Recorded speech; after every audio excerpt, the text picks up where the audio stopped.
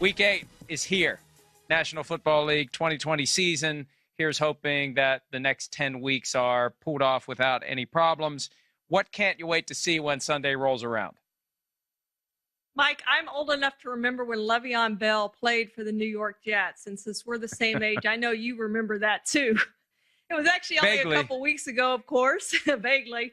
October 14th, the Jets cut him and he signed with the Chiefs, went from the worst team to the NFL to the defending Super Bowl champions. And now he gets to play against his former team. Everyone says this isn't LeVeon against the Jets. Of course it's LeVeon against the Jets. We want to see what LeVeon's going to do against his former team. And I guarantee you he's going to be a bigger part of the game plan and get more touches than he did in his first game for Kansas City. This is going to be a big LeVeon game, and I think he's going to come up big for the Chiefs this week. Yeah, 6 rushing attempts for 39 yards against the Broncos, no catches. But there's no contest between the Chiefs and the Jets.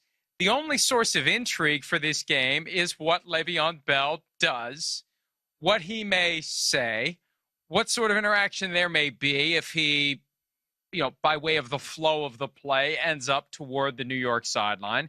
That's the only intrigue for this. This is one of the best teams in football against one of the worst teams that we have seen in the last insert number of years. I mean, yes, there's been 2 0-16 teams since 2008, but the Jets just aren't competitive. And the Jets are 2 games away from their bye week, and it makes you wonder what they're going to do during their bye week. But they've got the Chiefs, they've got the Patriots, both on the road. And the only thing intriguing about this game on Sunday is whether and to what extent Le'Veon Bell will be used heavily and what he may say or do during the game and what he may say after the game. First up for me, and we've been waiting for this ever since the Miami Dolphins made Tua Tagovailoa the 5th overall pick in the 2020 draft. We didn't know when. I thought it should have been week 1. I think if you're going to pick a quarterback that high, you need to be ready to use him right away. It was surprising that after the Dolphins moved to 3-3 when they blow out the 49ers and then they beat the Jets, shut out the Jets, they make the switch from Fitzpatrick to Tua. They had the bye week to get Tua ready. Now they've got the Rams coming to town. And I want to see what Tua can do, obviously. Does he pass the eyeball test? We didn't see him in the preseason. Usually we get that chance in August to see, like last year, a Kyler Murray. How does he look against backups? It doesn't matter. It's still NFL caliber talent. How is he? Is he just horrible? Or does he look like he's really got it? And that's what we're going to find out from Tua pretty quickly. And I don't rule out the possibility of the Dolphins winning. You got the Rams going cross country on a short week, and Brian Flores, the coach of the Dolphins, knows a thing or two about how to defend the Rams because his last game with the Patriots came against the Rams in Atlanta, a game in which that Rams offense only scored 3 points. But Tua, all eyes on him. Let's see. Does he look as good as Joe Burrow and Justin Herbert? Because he's the only one we don't know yet whether or not he can get it done. 5 total snaps he's played. Mike made his debut last week or 2 weeks ago in mop-up duty and went 2 for 2 in his limited action. But we've been waiting for this for a long time. This looks like a great rookie quarterback draft. Just looks terrific. And we want to see him do the same things that we've seen Burrow and Justin Herbert do. And they've done it consistently and been very good this year. And I think Tua's going to join them in being very good for the Dolphins. This is a tough matchup. What I do wonder, Mike, this is a changed bye week for the Dolphins. Was this the plan all along? Were they going to play him and announce it before the bye week, give him the bye week to get ready? And he said he watched extra film and took extra snaps and all that. But was this the original plan and the date moved up when the bye week changed? That's what we don't know. I don't know that Brian Flores has been asked that question, but I would venture to guess that was the plan all along and the bye week changed and they stuck with their plan to give him the bye week to get ready. That's a great point. And as it was originally scheduled, the bye was the sandwich between 2 games against the Jets. So a little easier to go with Tua Tagovailoa coming out of the bye when you're facing the Jets, a little bit harder when it's the Rams. And I also would like to know how much of this decision is coming from the top of the organization. Not that Stephen Ross would ever pick up the phone and say, go with Tua, but one of the privileges of being a billionaire is you don't have to come out and say it. You can drop a hint. And if the people who work for you hope to continue to work for you, they may understand what you are getting at. All right, next up, Charean, what can't you wait to see on Sunday? I can't wait to see, Mike, and we're going to see this all year long, is the Browns offense actually better without Odell Beckham? And all the Browns this week say, how disrespectful. dare you ask Disrespectful. Disrespectful. Disrespectful. How dare you ask this question? Absolutely. And we heard it from Jarvis Landry and Baker Mayfield and Kevin Stefanski. But here's the thing, Mike. The only way they can prove that wrong is by going out and being worse on offense. And I just don't think it's going to happen. I think they're going to be really good without Odell Beckham, just like they were without him last week against the Bengals. You know, Baker was 22 of 23 after the first quarter when he went 0 for 5, almost 300 yards passing and 5 touchdowns. I just think it's going to allow him to throw to the open receiver, not worry about Odell getting its targets. Odell still has the most targets of any player on the Browns roster and is second in catches. I mean, he was trying to get him the ball just to get him the ball, and that doesn't always work. And now he's able to spread out the ball. Rashard Higgins is going to take Odell's place, and he had over 100 yards after Odell left. I just think they're going to be a better offense without Odell, but they're going to prove it one way or another as we go through this year. But I think they're going to have a good week this week. I've got no problem with what any of the Browns said. I would expect them to talk that way. What else can you say as members of the organization? But it's not disrespectful for us in the media or us as fans to say, you know, that whole Odell thing created a lot of stress on the offense, a lot of stress on Baker Mayfield, and look how he played once that weight was off of him, of having to maybe stare down Odell Beckham Jr. a little bit longer than he otherwise would instead of just going through his reads and throwing to the open man. So we'll see. And you're right. The only way that they are proven to be accurate in what they're saying is if they actually are worse, and I don't think they will be. And this is that one game this weekend for them that falls into the category of I don't know, like the Colts game. They've won every game they're supposed to win.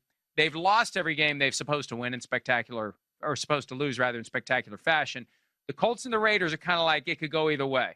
They still are looking at 10 wins, even if they lose to the Raiders. If they beat the Raiders, it could be 11-5 this year for the Cleveland Browns. I can't wait to see what Ben DiNucci does for the Dallas Cowboys. Starting quarterback, Sunday Night Football. Welcome to the NFL, Ben DiNucci, 7th-round draft pick out of James Madison. What does he have? What can he do? And it was on a Sunday night back in 2006 that we first saw Tony Romo in a game against the Panthers on Sunday Night Football. Now, the difference is Romo had 3 seasons to develop as the backup that no one really knew about. And Charean, I was new at the time to this business. It was around 03, 04. Someone told me they really love this Tony Romo kid. And my response was, who the hell is Tony Romo, right? Because he was undrafted out of directional Illinois, and there was no buzz, there was no sizzle, but they loved him. And remember when Sean Payton went to New Orleans in 2006, first order of business, tried to trade for Tony Romo, and Bill Parcells probably told him something profane, but the gist of it was, no, thank you. DiNucci doesn't have that same sizzle, that same luster, that same appeal, because he hasn't been there long enough. And we don't know what he can do. And he didn't have an offseason program. So I like the idea of just seeing what some guy that nobody knows much about can do. But I don't have a good feeling for Ben DiNucci on Sunday night.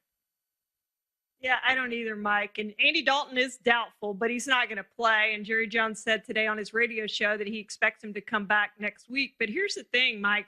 We didn't know much about Dak Prescott either in 2016, right? And it took an injury to Kellen Moore in training camp and then the preseason to Tony Romo. He comes out, he wins the job.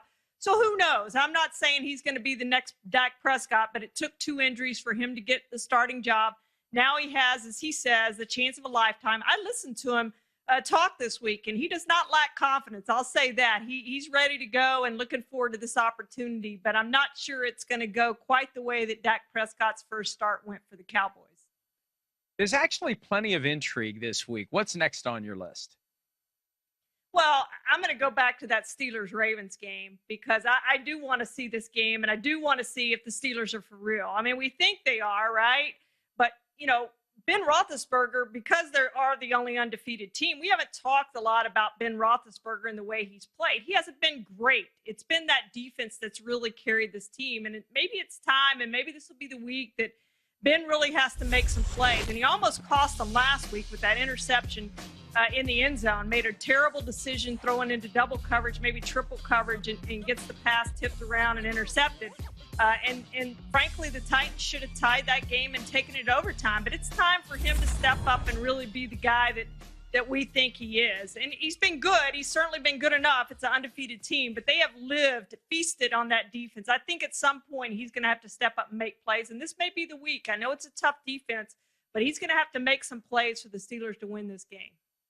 You know, of all the teams with great records in the NFL, their quarterbacks become de facto MVP candidates. There is not much talk about Ben Roethlisberger as an MVP candidate, even though the Steelers are the last remaining unbeaten team in the NFL.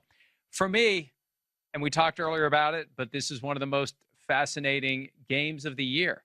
The Patriots going to Buffalo as the underdogs. Can they upset the Bills? A question that has not been posed in decades. And I think back to week 1, 2003. Remember when the Patriots cut Lawyer Milloy right before the season? Milloy signed with the Bills. And what happened week 1? You remember the score of that game, week 1, 2003? Patriots at Bills? You remember? The Bills won the game, right? But I don't know. 31-0. 31-0. Okay. And that sparked the notorious Tom Jackson line about the Patriots. They hate their coach. They would only win the next 2 Super Bowls. But you know, if the Patriots, and that was a stunner when the Bills won that game 31-0. It was a stunner. Maybe in 2004 after the Patriots had been defending champions. Either way, it was 2003 or 2004. I'm going to have to look it up now just to satisfy my own curiosity. But it was viewed as a major upset.